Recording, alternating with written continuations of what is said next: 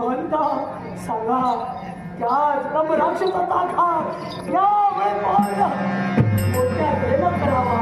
राजे मणिपाल, त्या ब्रह्मराक्षसाचा घात कसा करावा याच्यासाठी मी तुला एक विभूती देतोय. ही विभूती त्या ब्रह्मराक्षसावर कर, जेणेकरून तुमच्यावर आलेला अरिष्ट दूर होईल. माझ्या ताईच्या सुखासाठी, माझ्या ताईच्या चुकीची मला सांगते त्याच्यावर आलेला हे तिसरा सत्ता तुमच्या कृपा आशीर्वादानं तुम्ही दिलेली ही विभूती, या विभूती करवी या दुष्टाचा शेवट मी करेन. होय, माझ्या ताईच्या आयुष्यात सुख आणि समाधान अरे राजा मणिपाल, तिसऱ्या संकटाची मी वाच्यता तुझ्याजवळ केली नाही.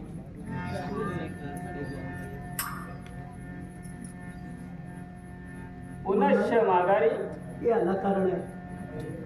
माझ्या ताईच्या आयुष्यात येणारी 2 संकट मला समजली, पण तुमच्या मुखातून शब्द बाहेर पडले होते. मणिपाल, तुझ्या भगिनीच्या आयुष्यात एका मागोमाग एक अशी 3 संकट उभी टाकणार आहे.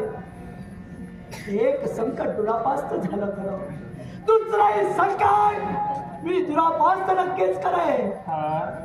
तर मग सांगा हो, माझ्या ताईच्या आयुष्यात तिसरं संकट कोणत्या स्वरूपाचं असते?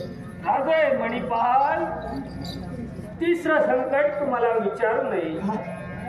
याच्याही मुळाचे कारण आहे. कोणतं कारण? तिसरं संकट तुम्हाला विचारू नये आणि ते मी तुला कथन करू नये. पण महाराज, माझ्या ताईच्या आयुष्यात ती संकट जर येत असते आणि त्या संकटाची सामना हा मणिपाल नाही करू शकत नाही, तर काय उपयोग या मणिपालच्या जीवनाचा? राजे मणिपाल, तिसरं संकट ऐकल्याच्या नंतर तुमच्या जीवनात नाना तऱ्हेचे भयानक प्रसंग उभे राहतील. मग कोणते संकट या मणिपालच्या जीवनात येणार? प्रत्येक संकटाची सुसंग होऊन प्रत्येक संकटाचं निवारण हा मणिपाल नक्कीच करणार आहे. राजे मणिपाल, एवढेच जर का तुम्ही हट्टानं हट्टनिग्रही झाला असाल, जरूर मी आपल्याला कथन करेन, पण त्याची वाच्यता इतरत्र कुठलाही होता उपयोगाचा नाही. याच्यासाठी तुमचा कर्ण इकडे करा, जेणेकरून